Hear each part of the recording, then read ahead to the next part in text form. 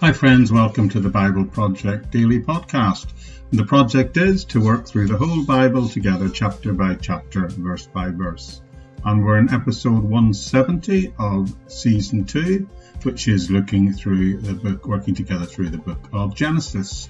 And I've called today's episode Planning for Peace, because it's looking at those verses in Genesis chapter 21, verses 27 to 34, where Abraham and Abimelech attempt to sort of hammer out a way in which they can agree to live together without there being any risk of conflict. And we're looking to see what we can learn from that and how we might apply it in our lives today. So I'm just going to initially pick up the text where we left off last time and read you the opening verse, which today is 21:27, which says, "So Abraham brought sheep and cattle and gave them to Abimelech, and the two men made a treaty."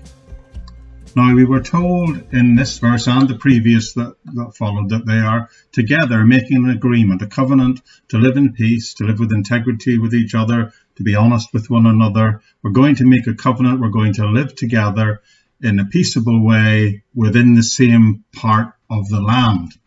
And one of the principles of maintaining peace is, I believe, if you want to prevent conflict, then there needs to be clear-cut agreement between you and other people. Now, there are occasions, many occasions, when sometimes people go into a business relationship, perhaps with friends. Maybe they're just initially just doing something together. And because they don't spell out what the agreement is and who's going to do what and who's going to own what, it can often lead to great conflicts between people. So, tough as it may sound, the greater the detail of the agreement, the less likely there is to be a conflict. The fewer details in the agreement, the more likely it is that there could be tension, that the tension can go and get into those gaps where there are gaps. The conflict can get in. One might say the devil can get in and exploit those gaps. Now, as an illustration of that, when I used to pastor a church in the past, there was a situation I inherited where the church hall, as we thought, was being rented by a local theatre group.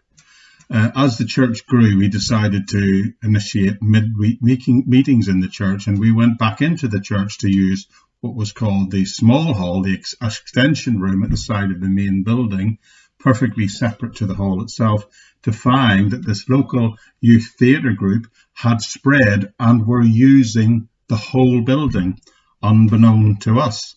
And, in the depths of winter, clearly, bringing heaters and fires in, plugging them in and heating all parts of the building, which was a bit of a shock and a surprise to us as a leadership. And another circumstance where that same extension room, we made it available to a local college who wanted to teach basic literacy skills and numeracy skills to people, particularly like single mothers or people who were struggling to get off benefits and access employments. So we made that room available to the college that they could use it for free. It was only later, whenever I came into the situation and went in, I found that what the college had been doing was they'd been holding all sorts of courses for free in our building, courses which they were charging the public for, creative writing courses, art appreciation courses. So they were using that building that we thought as a community was a free resource to help support people who were struggling, and it turned out the college were financially benefiting from it. So, but the real problem was not the fact that these things had been done, is that the assumptions and the boundaries had never been spelled out in the beginning. And one of the things I learned is that when situations like that come up, and in those situations, I wasn't involved in either of the cases, the importance of making an agreement from the beginning. Well, I inherited that situation, but together with the leadership team, we sat down and we spelled out a planning arrangement for rooms where we would allow them to be used. We actually decided to only allow them to be used for free for things that help support and build up the community, and no longer hired rooms. So this is what can go wrong if you don't spell out or make an agreement beforehand, even in terms of the things of our Christian life and our Christian ministries.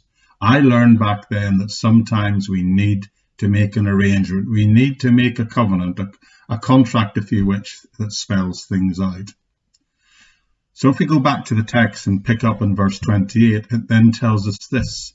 Abraham set apart 7 ewe lambs from the flock, and Abimelech asked Abraham, what is the meaning of the 7 ewe lambs you have set apart? So what in the world does that mean? And what does it really mean in the 21st century? What's the equivalent today? Well, verse 30, to an extent, the next verse will explain it. He replied, accept these 7 lambs from my hand as a witness that I dug this well. So that place was called Beersheba, because the 2 men swore an oath there. So today, at that time, they didn't put things on paper. At that time, the contract was ratified through the gift of sheep. But today, we tend to put things down on paper. So they're going to settle and make an agreement, and they're doing this in order that they don't have any more conflicts. But let me just close out this chapter for you, and then we'll have a look at bringing it all together and maybe summarizing it.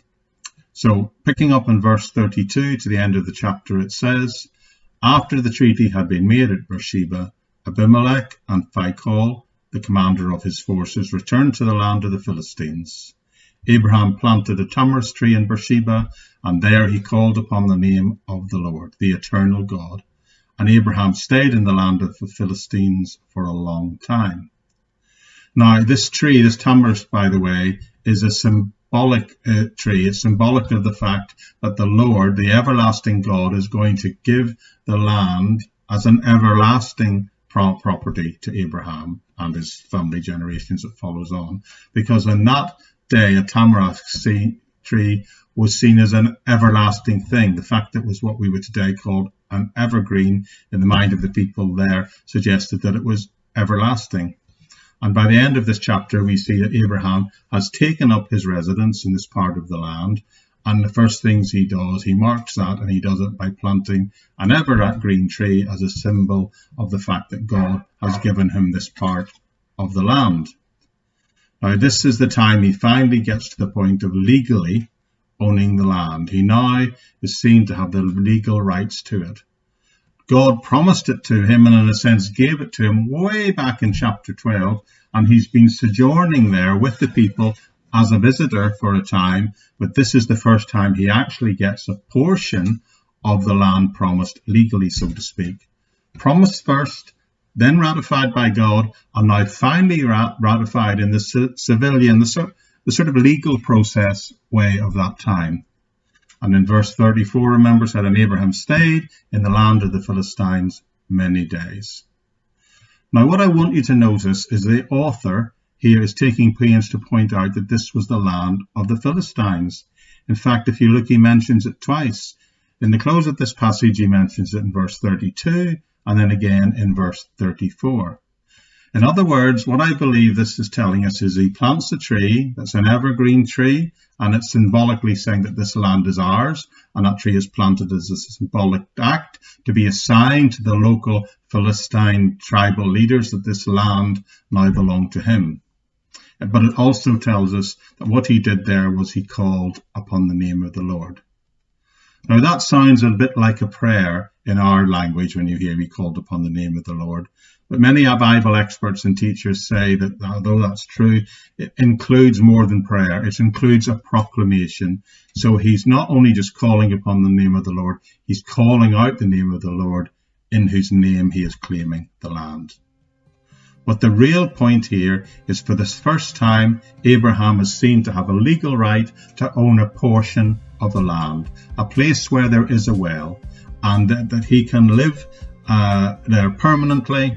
And that one day, of course, we know he's going to own the whole region. It's going to be given to him by God. Yet today he's trusting the Lord to give to him what the Lord said. And this is the beginning of that process. I think we'll just end it there. And then next time we'll close off chapter 1 when we'll talk about, try and reach some sort of, give maybe a summary and some sort of conclusion about what this all really means. But that's it for today. Thank you so much for joining me, on the Bible Project Daily Podcast, and I'll see you, I trust, right back here again very soon. Bye-bye for now.